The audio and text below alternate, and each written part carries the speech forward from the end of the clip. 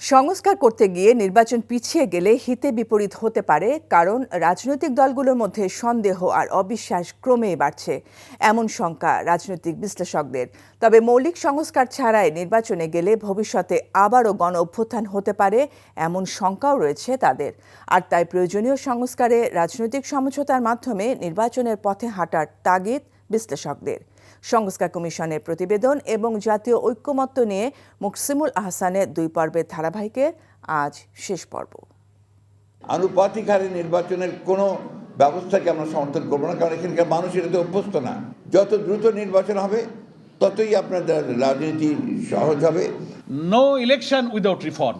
যে সংস্কারটুকু ন্যূনতম প্রয়োজন, তার জন্য যতটুকু সময় যৌক্তিক প্রয়োজন হবে, জামাত ইসলামী সে সময় দিতে প্রস্তুত। এমন বাস্তবতায় রাষ্ট্রের গুরুত্বপূর্ণ সংস্কার ইস্যুতে রাজনৈতিক দলগুলোর মধ্যে সমঝোতার লক্ষ্যে জাতীয় ঐকমত্য কমিশন গঠন করেছে সরকার। তবে তা কতটা কার্যকর ভূমিকা রাখবে তা নিয়ে আছে সংশয়। সব মিলিয়ে একটা পরিস্থিতি তৈরি হয়ে আছে।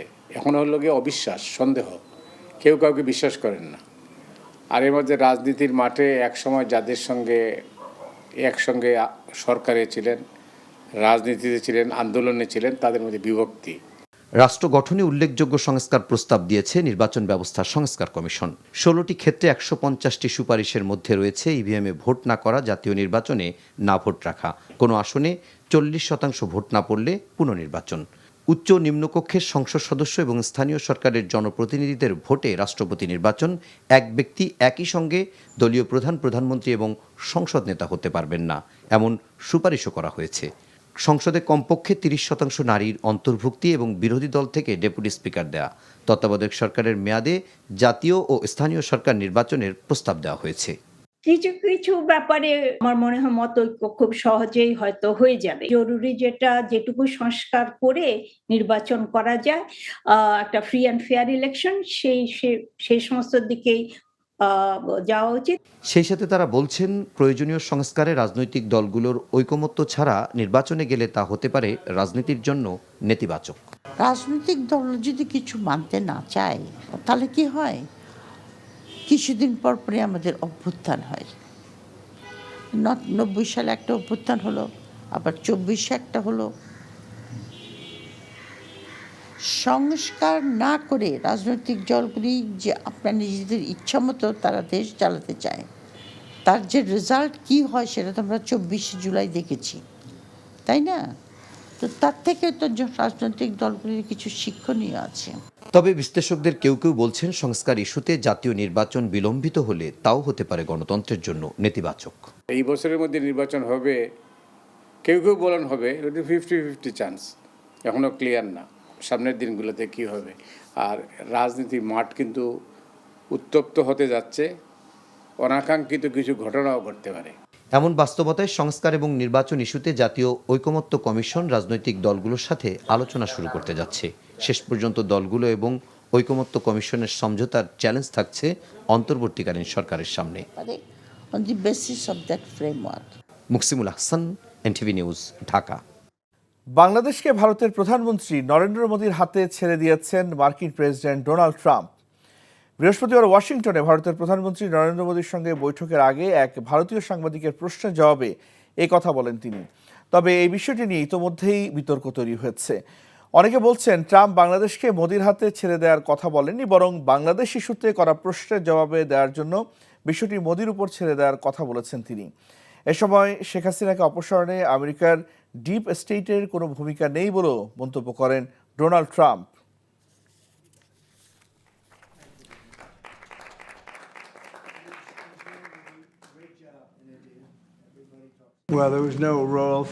এতে আমাদের ডিপ স্টেটের কোনো ভূমিকা ছিল না। এটি এমন একটি বিষয় যা নিয়ে প্রধানমন্ত্রী দীর্ঘদিন ধরে কাজ করছেন।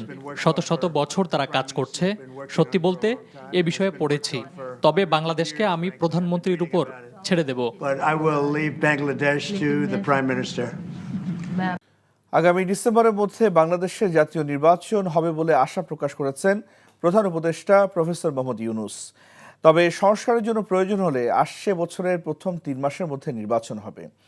ওয়ার্ল্ড গভর্নমেন্ট সামিটে অংশগ্রহণের জন্য দুবাই সফরে থাকা প্রধান উপদেষ্টা বৃহস্পতিবার সংযুক্ত আরব আমিরাত ভিত্তিক সংবাদ মাধ্যম দ্য ন্যাশনালকে দেয়া সাক্ষাৎকারে এই কথা জানান।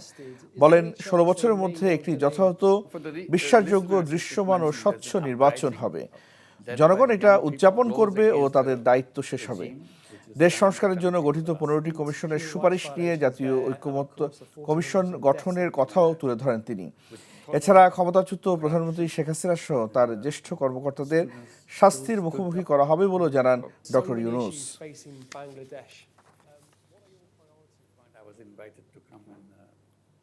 রাষ্ট্র সংস্কার নিয়ে রাজনৈতিক দলগুলোর সঙ্গে আলোচনা শুরু হবে বলে জানিয়েছেন শিল্প ও গণপূর্ত উপদেষ্টা আদিলুর রহমান খান। সকালে স্বৈরাচার প্রতিরোধ দিবস উপলক্ষে রাজধানীর হাইকোর্ট গেটের সামনে শিক্ষা চত্বরে স্বৈরাচার পতন আন্দোলনের শহীদদের প্রতি শ্রদ্ধা জানানোর শেষে তিনি এই কথা জানান। অন্তর্বর্তী সরকার দেশের মানুষের অধিকার ফিরিয়ে দিতে চায় জানিয়ে তিনি বলেন, নতুন ব্যবস্থায় বাংলাদেশে ফ্যাসিবাদ আর মাথাচাড়া দিয়ে উঠতে পারবে না। এ সময় 82 থেকে 90 ছাত্র আন্দোলনের নেতাকর্মীরা সহ বিভিন্ন সংগঠন শহীদদের প্রতি শ্রদ্ধা জানান। বলেন, 90 এবং 24-এর স্বৈরাচার পতনের আন্দোলন একই সূত্রে গাঁথা, তাই সব ষড়যন্ত্র মোকাবিলা করে রাজনৈতিক দলগুলোকে ঐক্যবদ্ধ থাকার বিকল্প নেই। আগামীকাল থেকে যে সংস্কার নিয়ে আলোচনা শুরু হবে রাজনৈতিক দলগুলোর সঙ্গে, এই সংস্কারের আলোচনা দেশে একটা গণতান্ত্রিক ব্যবস্থা প্রতিষ্ঠার জন্য এগিয়ে নিয়ে যাবে দেশকে।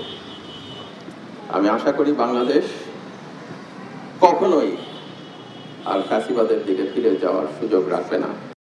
অন্তর্বর্তী সরকারকে বিভ্রান্ত করতে বিভিন্ন রাজনৈতিক দল নানামুখী বক্তব্য দিচ্ছে অভিযোগ করে সুষ্ঠু নির্বাচনের স্বার্থে বর্তমান সরকারকে সহযোগিতার জন্য সকল দলের প্রতি আহ্বান জানিয়েছেন বিএনপির স্থায়ী কমিটির সদস্য মির্জা আব্বাস।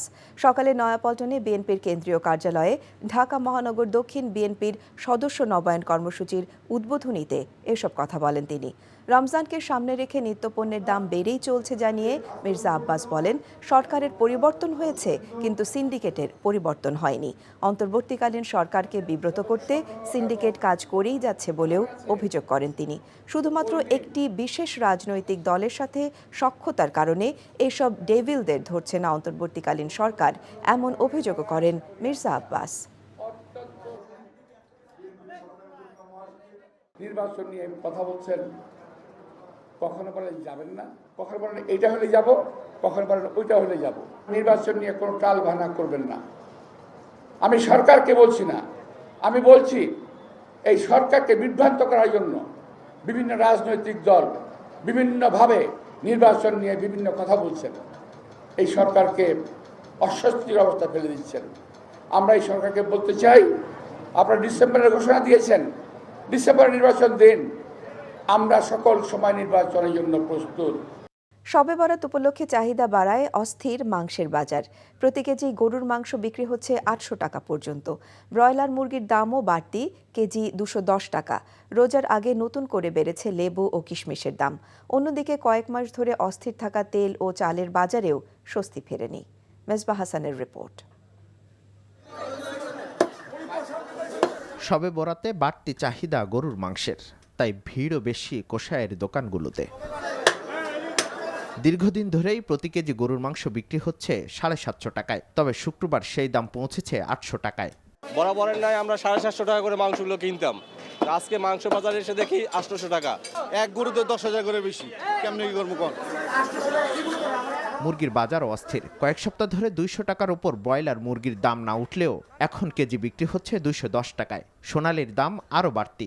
190 টাকা 80 টাকা কিনেছি, কিন্তু আজকে আবার দেখলাম একটু দাম বেশি, 20 টাকা 30 টাকা বেড়ে গেছে দামটা। ব্রয়লার মুরগি এই টাইমে তো 180 বা 160 টাকা হওয়ার কথা, 210 টাকা। মাল আমদানি খুবই কম।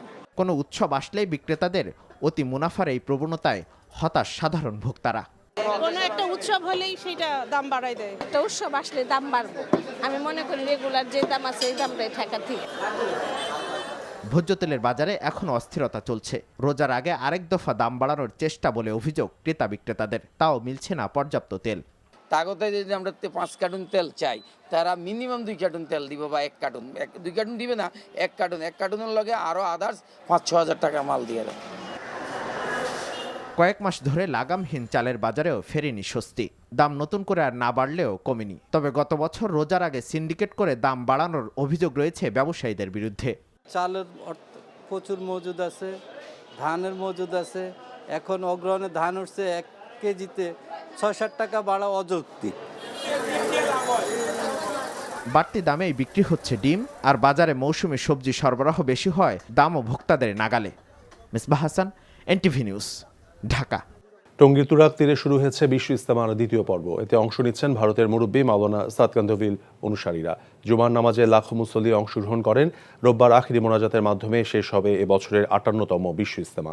বিস্তারিত ইফতেখার রেজার রিপোর্টে।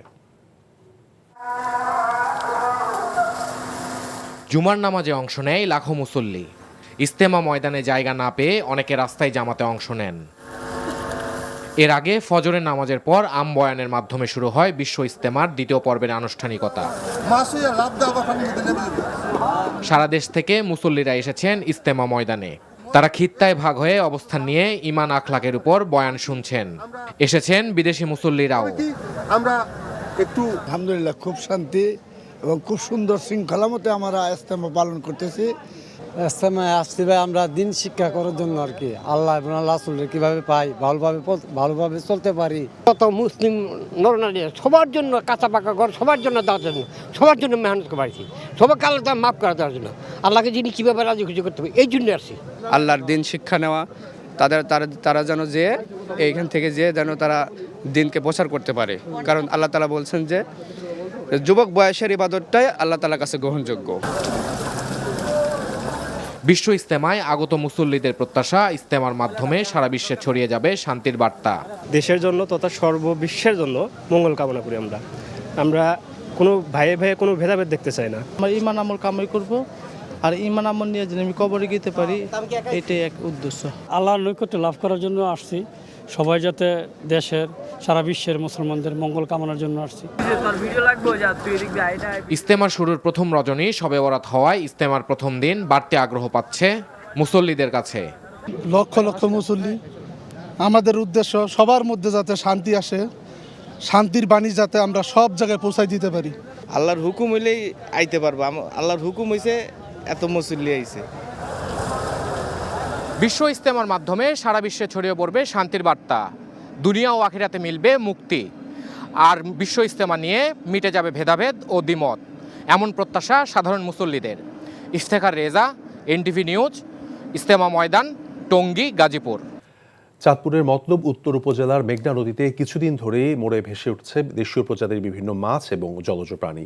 পানি দূষণ নাকি বিষ প্রয়োগে মাছ নিধন করা হচ্ছে তা নিশ্চিত হতে নদীর পানির নমুনা সংগ্রহ করে ঢাকায় পাঠিয়েছে পরিবেশ অধিদপ্তর।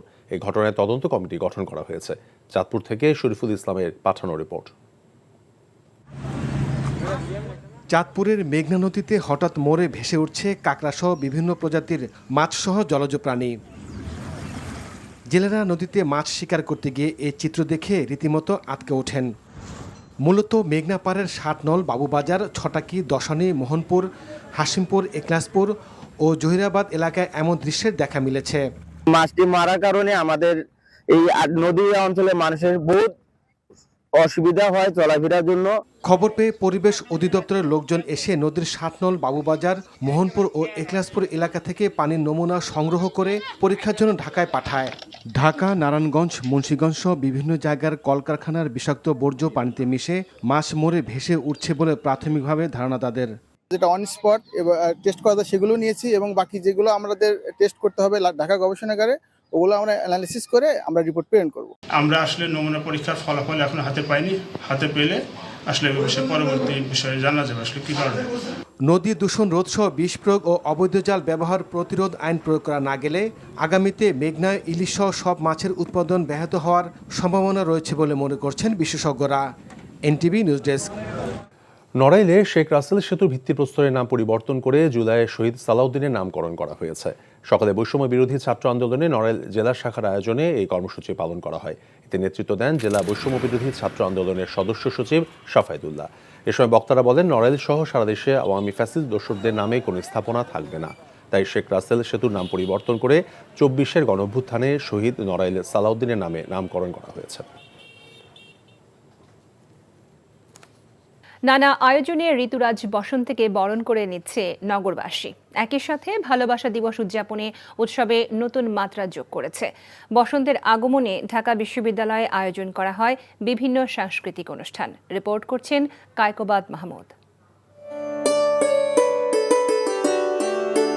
ফাগুনের বাতাসই যেন প্রেমময়। নগরবাসীর জীবনে বসন্তের বর্ণিল আগমন ছুঁয়েছে ভালোবাসার রং।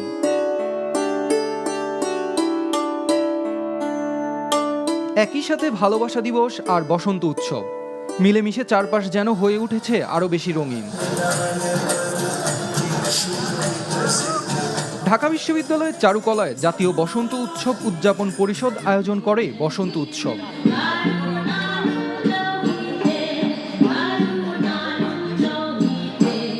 উৎসবমুখর আয়োজনে তাই প্রিয়জনের সাথে উদযাপনটা হয়ে উঠেছে আরো বেশি মধুর।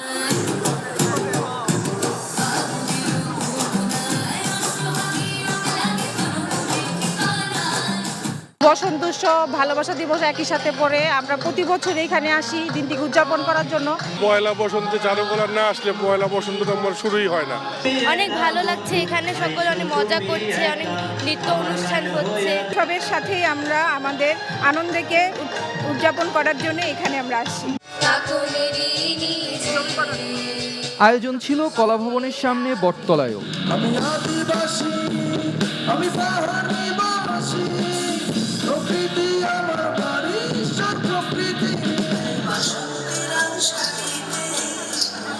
আয়োজিত হয় সমগীত বসন্ত উৎসব। বসন্ত মানে নতুনের শুরু, উষ্ণতার ছোঁয়া। এমন দিনে ভালোবাসা রং ছড়ায় বহুগুণে। সকলের জীবন রঙিন হোক, ভালোবাসা ছড়িয়ে পড়ুক সবার মাঝে। কায়কোবাদ মাহমুদ, এনটিভি নিউজ, ঢাকা। আওয়ামী লীগকে খুনি ও গণহত্যাকারীদের সংগঠন উল্লেখ করে আগামী নির্বাচনের আগেই দলটির নিবন্ধন বাতিলের দাবি জানিয়েছেন জাতীয় নাগরিক কমিটির আহ্বায়ক নাসির উদ্দিন পাটোয়ারি। সকালে জাতীয় প্রেসক্লাবে স্বৈরাচার প্রতিরোধ দিবসের আলোচনা সভায় তিনি এই আহ্বান জানান। পাটোয়ারি বলেন, ব্রিটিশদের মতো দীর্ঘদিন ধরে দেশের মানুষকে বিভিন্ন ভাগে বিভাজিত রেখে শোষণ করেছে আওয়ামী লীগ। ছাত্র নাগরিকের নতুন রাজনৈতিক দলে আদর্শিক কোনো বিভাজন থাকবে না বলেও জানান তিনি। আলোচনা সভায় বক্তারা বলেন, এক ব্যক্তির স্বৈরশাসন প্রতিষ্ঠার জন্যই ৭২-এর সংবিধান প্রণয়ন করা হয়েছিল। গণতান্ত্রিক প্রক্রিয়ায় নতুন সংবিধান প্রণয়নের দাবি জানান তারা।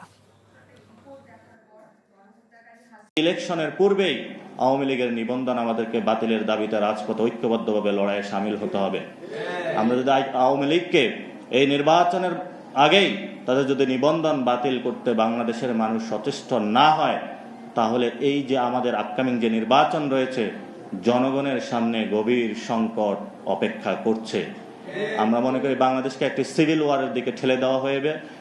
প্রথমবারের মতো আর্জেন্টিনা থেকে আসা গমের চালান খালাস হয়েছে মংলা বন্দরে। দুপুর থেকে জয়মনির ঘোল খাদ্য গুদাম সাইলোতে এই গম খালাস শুরু হয়। এর আগে মাল্টার পতাকাবাহী এমভি ইলিবডা জিআর জাহাজে করে 20,080 মেট্রিক টন গম আমদানি করা হয়। গমবাহী বিদেশি জাহাজটি বন্দরের 7 নম্বর বয়ায় নোঙর করে। আন্তর্জাতিক উন্মুক্ত দরপত্রের মাধ্যমে আর্জেন্টিনা থেকে আমদানি হওয়া এই গমের নমুনা সংগ্রহ ও ভৌত পরীক্ষা এবং কাস্টমসের যাবতীয় আনুষ্ঠানিকতা শেষে আজ দুপুরে খালাস শুরু হয়। এরপর এখান থেকে নৌপথে সারা দেশে পাঠানো হবে।